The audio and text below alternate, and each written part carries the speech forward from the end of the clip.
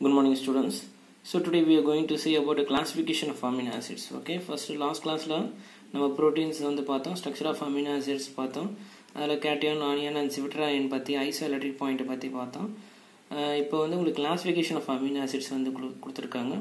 So based on the R group of amino acids are classified into acidic, basic, polar and non-polar. Okay, so எப்படிலாம் வந்து amino acids வந்து classify பண்ணுவாங்கன்னா acidic, basic, polar and non-polar.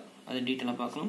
So amino acids amino group of one amino acids the amino group of one amino acids reacts with carboxylic group COH group okay of other amino acids okay இது ஒரு amino acid இது ஒரு amino acids so ஒரு amino group of one amino acids வந்து பார்த்தீங்கன்னா carboxylic குரூப்போட another amino acids கூட react ஆகும்னு சொல்கிறாங்க and forms what means peptide bond இதுமாதிரி உங்களுக்கு ஒரு பெப்டைட் பாண்ட் வந்து ஃபார்ம் ஆகும் okay so அப்போ two amino acids can react with the loss of water அப்போ ரெண்டு amino acids உங்களுக்கு react ஆகும்போது ரெண்டு amino acids உங்களுக்கு react ஆகும்போது உங்களுக்கு வந்து பார்த்தீங்கன்னா உங்களுக்கு water molecules வந்து remove ஆகும் and forming what means dipeptide bond and forming dipeptide bond so long strings of amino acids linked by peptide bond are called polypeptides so நிறைய amino acids வந்து உங்களுக்கு bondல லிங்க் ஆகும்போது numerous amino acids வந்து link ஆகும்போது உங்களுக்கு polypeptide சொல்றோம் okay for example two amino acids வந்து chain வந்து லிங்க் ஆகுதுன்னா peptide bondல dipeptide சொல்றோம் okay three amino acids link ஆகுதுன்னா உங்களுக்கு இது ரெண்டு amino acids தான் கொடுத்திருக்காங்க அப்ப மூணு amino acids சொல்லும்போது tripeptide bond tripeptide னு சொல்லலாம் numerous amino acids சொல்லும்போது polypeptide னு சொல்றோம் okay சோ அது மாதிரி தான் உங்களுக்கு நிறைய amino acids வந்து பண்ற லிங்க் ஆயிருக்கும் அப்போ வந்து பாத்தீங்கன்னா that is polypeptide சொல்லலாம் okay so in 1953 Fred Sanger first sequenced the insulin protein அவர்தான் வந்து வரிசைப்படுத்தினார் சொல்றாங்க insulin protein வந்து பார்த்தனா வரிசைப்படுத்தினார் சொல்லிருக்காங்க so amino acids are classified into acidic basic polar and non polar peptide bond பத்தி சொல்லிருக்கேன் non peptide bond பத்தி சொல்லிருக்கேன் அதுக்கு அடுத்து வந்து நிறைய amino acids வந்து பார்த்தனா லிங்க் ஆயிடுச்சுனா அது polypeptide சொல்றோம் 3 amino acidsனா tripeptide monopeptide அப்படி நம்ம சொல்றோம் ஓகே சோ அடுத்து உங்களுக்கு do you know ல வந்து first protein insulin வந்து யார் சீக்வென்ஸ் பண்ணுது அப்படினா Fred Sanger ஓகே first முதல்ல வந்து பார்த்தனா உங்களுக்கு யார் வரிசைப்படுத்துன்னு சொல்லும்போது பார்த்தனா Fred Sanger அடுத்து Linus Pauling and Robert Corey in 1951 proposed the alpha helix and beta helix secondary structure of proteins வந்து பார்த்தனா primary structure secondary structure tertiary structure இருக்கு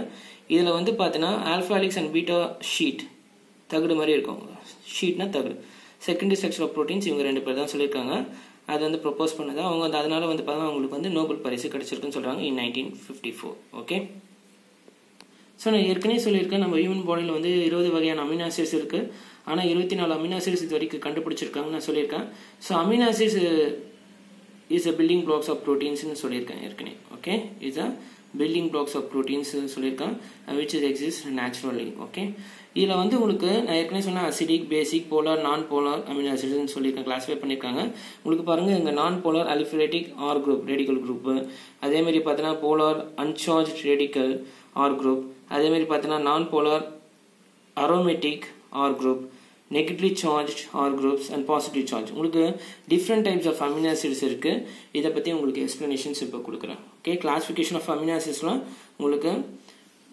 என்னென்ன கொடுத்திருக்காங்க பாருங்க ஃபர்ஸ்ட் வந்து எப்படி சார் நீங்க ஐடென்டிஃபை பண்ணலாம் அப்படினு சொல்லுங்க பாருங்க for example mono amino mono carboxylic ஒரே ஒரு COH குரூப் இருக்கு அப்படினா கிளைசின் ஓகே இது அலைனைன் இதே மாதிரி வந்து mono amino one carboxylic group இருந்துச்சுன்னா உங்களுக்கு alanine valine okay valine so அடுத்து பாருங்க உங்களுக்கு பாலிபெப்டைட் பாண்ட் இருக்கு இங்க வந்து லியூசின் அதே மாதிரி இங்க சல்ஃபர் வந்து லிங்க் ஆயிருக்கு ஓகே மீத்தியோனைன் சல்ஃபர் இருந்தா மீத்தியோனைன் சொல்லணும் மீத்தியோ அமினோ ஆசிட்ஸ்னா அது மீத்தியோனைன் இங்க ஐசோலியூசின் ரெண்டு கார்பன் கூட லிங்க் ஆயிருக்கு ஐசோலியூசின் இதுல வந்து நான் போலார் அலிஃபாட்டிக் ஆர் குரூப்ஸ் இப்போ இதுல பாருங்க அடுத்து போலார் அன்சார்ஜ்ட் ஆர் குரூப் சொல்லும்போது பாத்தீங்கன்னா உங்களுக்கு OH குரூப் ஹைட்ரோசில் குரூப் இருக்கு OH குரூப் இருந்தா செரைன் அதே மாதிரி இந்த காம்பவுண்ட்ல OH குரூப் இருக்கு அதே மாதிரி 309 SH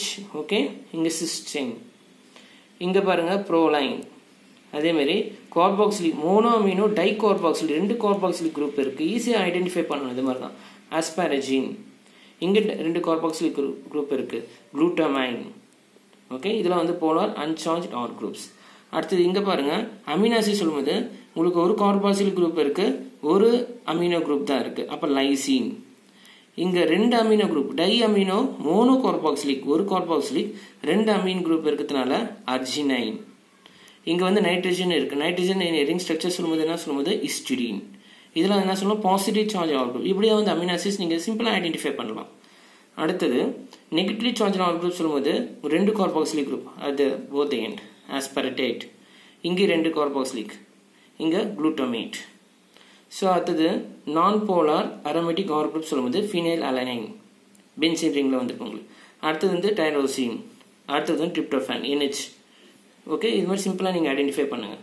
இதுதான் வந்து பார்த்தீங்கன்னா classification of amino acids. Okay, glycine, alanine, valine, leucine, methionine, isoleucine, serine, threonine, cysteine, proline, asparagine, glutamine, lysine, arginine, histidine, aspartate, glutamate, phenylalanine, tyrosine, tryptophan. So these are some of the classification of amino acids. So ஒரு proper க்ரோத்துக்கு, okay, நம்ம ஒரு proper க்ரோத்துக்கோ இல்லை மெயின்டெனன்ஸுக்கோ நம்மளுக்கு வந்து amino acids வந்து ரொம்ப ரொம்ப important required materials.